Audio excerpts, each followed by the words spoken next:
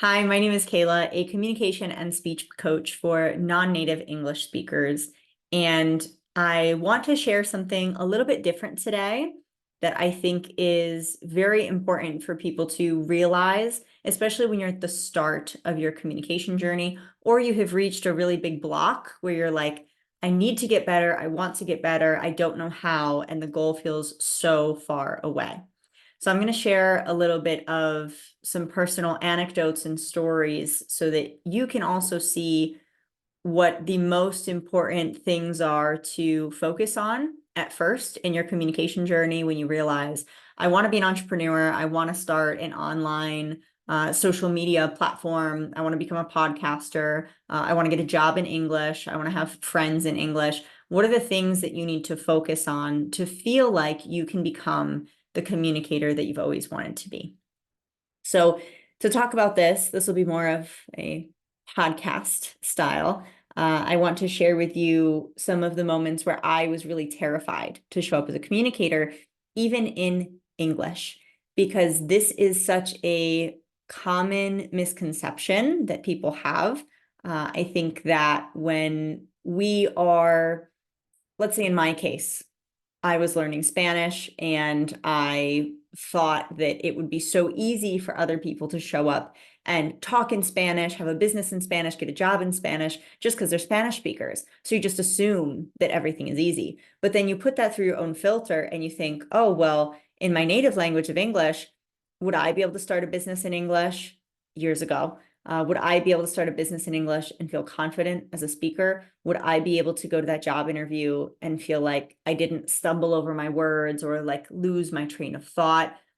Would I be able to start a social media channel and speak openly about my thoughts and not be terrified of the criticism that I might get for the way I speak or how I sound?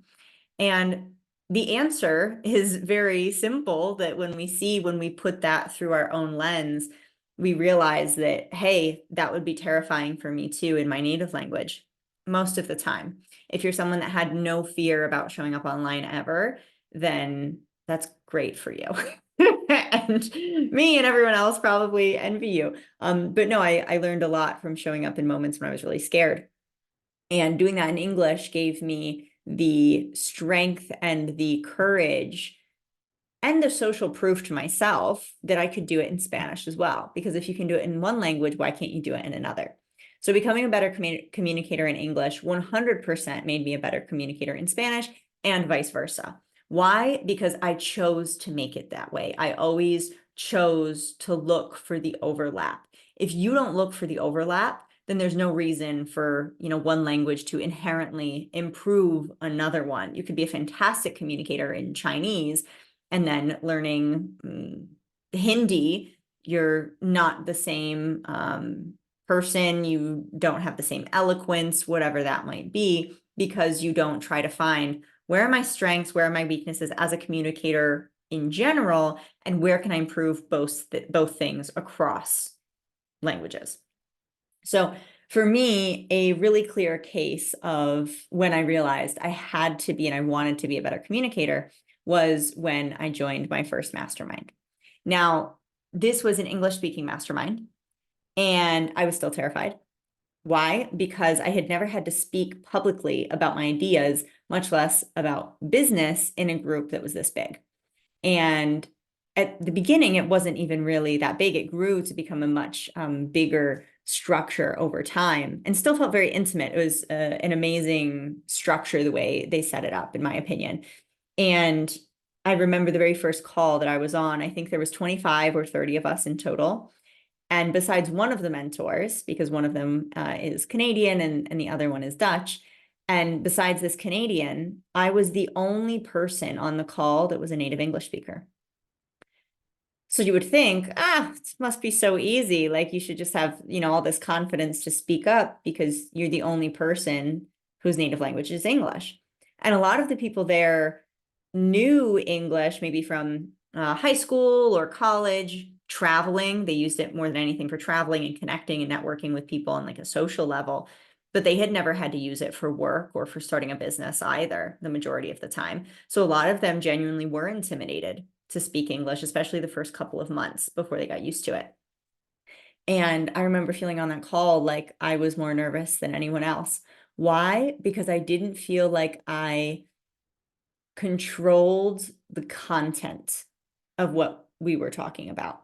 Meaning that talking about things related to business, entrepreneurship, social media growth, I was like, I have no idea. And such simple words, such simple phrases that I would use on a daily basis now are ones that I would never use back then. I didn't even know what they meant because they weren't relevant to me yet. And as soon as I decided that I wanted them to become relevant to me, I knew where I had to put my focus and the kinds of books I needed to start reading, the kinds of YouTube videos I needed to start consuming, the kinds of podcasts I needed to start listening to so that that vocabulary could become something that was my own. But I didn't speak like that. And I was really intimidated by the conversations that I had with people that felt comfortable using that vocabulary, and I didn't.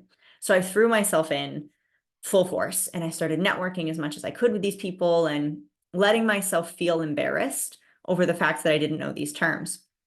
Sometimes I would admit that I didn't know what things meant, and sometimes I was afraid to admit that, and I didn't want to ask questions, and I would be looking up stuff, definitions on my computer, behind the scenes.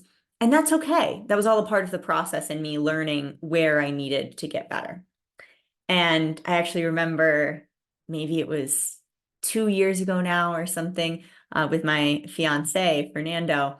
I remember us riding in the car. I don't know if we were on our way, maybe going on vacation or something. I don't know. We ended up having this conversation, something about business. And I looked at him and I was like, can you imagine us having had this conversation like 2 years ago prior to then? So like pre-pandemic, because when the pandemic hit, or about a month before the pandemic hit, is when we decided to take the leap and join a mastermind. We wanted to start a business. And then the pandemic hit and everything went to shit. And we were like, well, we still dedicated ourselves to this. And now we really have to start a business because there's no income because there's a pandemic and the world has stopped. So anyways, we thought about it, and like we're completely different people in the terms of what we can talk about, what we want to talk about, what interests us, the kinds of vocabulary that we have just at our disposal, and the ideas that are floating around in our head. What do we owe that to? We owe that to surrounding ourselves with people, or surrounding ourselves with ideas and mentors and new friends and relationships and collaborations that had similar mindsets. And that's something that can feel really hard to find at first, not because it's not out there, but because a lot of times, if it's outside of our area of growth or comfort, if it's outside of our comfort zone, then you sort of subconsciously say no to it. You want to shy away from those conversations, from those people, from those relationships, because they feel a little bit intimidating. They feel like you're out of your reach, or when someone feels like out of your league, normally we use that in more of romantic terms. But when you feel like a friend or a social group is out of your league because you can't talk about business the same way they do yet, then oftentimes we shy away from that. What you have to do is be brave enough to say, I want in on the conversation. What can you add to it? How can you help them? And how can you just show that you're so genuinely interested in giving as much to them as they give to you, that they want you in their social circle? And that's what we did. And something that we actively talk about now is that we want even more of that, right? There's always room for more of that capacity of surrounding yourself with those sorts of people. And that's something that we're actively looking for more. But it doesn't feel easy at the beginning. And really the biggest lesson behind this is that you don't have to be a fantastic communicator now in order to have great communication skills as one of your biggest strengths in 6 months from now. It is so simple to innately start changing the way that you talk about things and perceive things when you surround yourself with other people who just always talk like that because that's normal. So think about the kind of person you want to be, how you want to speak, and what feels difficult for you now. Talk to people who make that thing that feels difficult sound easy. Sounds like nothing. It's just effortless. And that is what you have to do.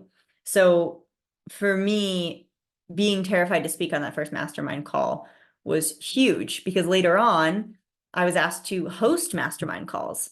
for that same mastermind in the future. Because what I saw in myself and what I started to really dive deep on, which was communication, and what fascinated me, or what I thought was fascinating about communication, that was evident to other people too. And I ended up being asked many times to go back and be someone that could mentor others in communication in a variety of different facets, which also helped me grow tremendously as well. So don't hold yourself back now from saying, I have to wait to start a business in English, or I have to wait to start my social media in English, or I have to wait to apply for my first job in English. You don't have to. You'll be better. You'll get better by doing it, by getting in there and doing it, even in your native language. So maybe think of or find for yourself an example of where you had to be really brave and show up as a communicator in your native language, if English is not your native language, and think about all of the things that you did to sort of step into a better or greater communication role. What did you do to take the lead? What things did you say yes to? What things did you say no to? What kind of people did you surround yourself with? And by answering those questions, you can start to think about, okay, how can I do that same process now in English? Because it's really, really simple. And you can walk yourself through the steps, talk yourself through it. Like, okay, now I'm going to join this call. I am now going to speak up. I'm just going to say one thing. I'm just going to say if I agree or if I disagree. And next week, I'm going to elaborate on why I agree or why I disagree. It's really tiny baby steps. And that creates like a callus, we can say. It's not like the prettiest image to have, but it's like a callus. Like when you start working out and you realize that your hands, your fingers start to get calluses from like pulling things and becoming stronger and grabbing onto things and holding things. You create those same sort of calluses with your communication as well. And the more you callus, sounds so weird, the more you callus, the better of a communicator you're going to become, because certain things will matter to you less. You won't care when you make a mistake. You're like, I'll just move on. I'll learn from it. I'll move forward. Just like you've probably done a million times subconsciously in your native language. Thank you so much for listening to this and for allowing me to be a part of your day. I really hope that there was some concrete anecdote or lesson or thought that really struck a chord with you to help you understand where you need to put your focus to grow and to feel a lot more confident showing up as an English communicator. Let me know which other topics you want to hear about, what you want me to elaborate on, anything that's controversial, anything that you don't agree with, especially if you don't agree with something. I want to know why. I want to start that conversation, mainly because that makes me a better communicator as well. It's very important to feel comfortable debating things and disagreeing. So I always want to hear those sides of the story as well. So let me know what you like, what you don't like, what you agree with, what you don't, and what you would like to hear more of in the future. And of course, if you enjoyed this content and you want more of it, make sure that you hit the subscribe button so that you can get notifications when we have more content just like this.